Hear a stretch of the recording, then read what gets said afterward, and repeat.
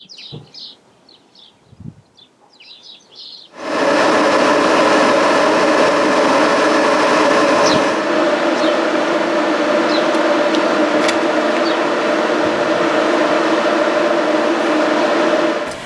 good morning, welcome back. Now today, as you can see, general maintenance, Triumph Trophy.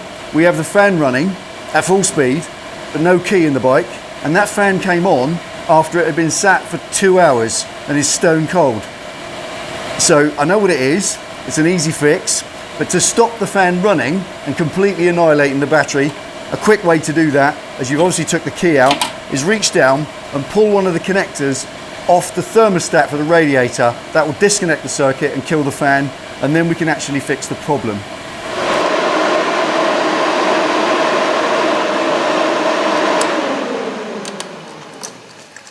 Right, first observation, even on disconnecting those, look at that nasty green, crusty, corroded terminals.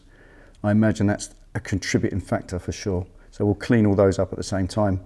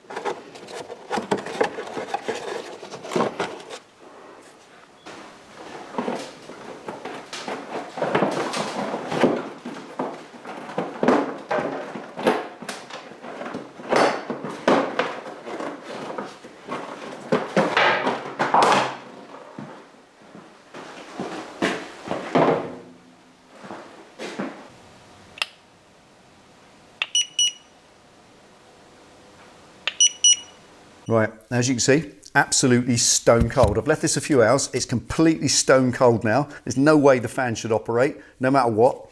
And this, on the side of the radiator, is a thermostatic switch for the fan. And if I connect the fan back up,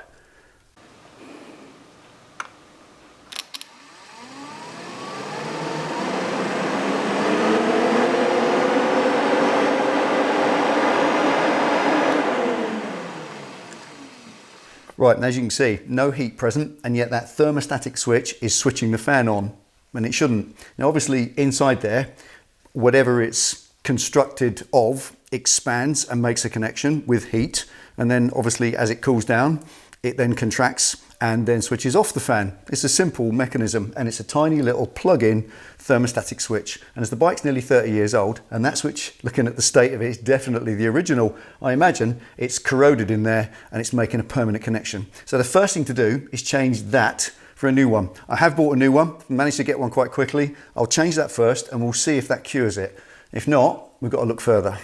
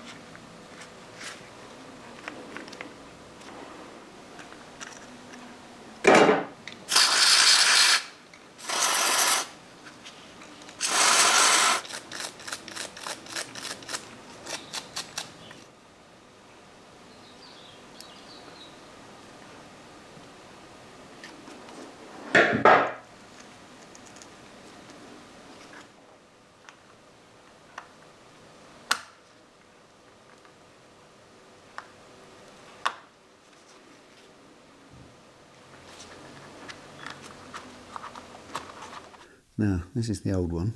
As you can see, if you look really close, there's a tiny split right there, big enough to get the scalpel blade in. So that is actually punctured. So as you can see, with that being split and then coolant leaking into it, that will just become a solid connection, not a switch after all. So now I've replaced it. That was £20 plus the postage, and it's definitely fixed the problem. Now, the next problem is in taking that out and seeing the state of the coolant, this brown gravy that's in there, there's no way I'm putting that back in my engine, and I don't have any coolant. So I'm going to get myself a gallon of coolant, and we'll make a standalone video in the next one of draining, flushing and cleaning the coolant system, including we'll clean that radiator out, because I did the Legend and we needed to physically wash the rust out of it, because these particular engines, they have iron cylinder liners and they love to fill their coolant with rust, as you can see. So I'll see you in the next one for a coolant change.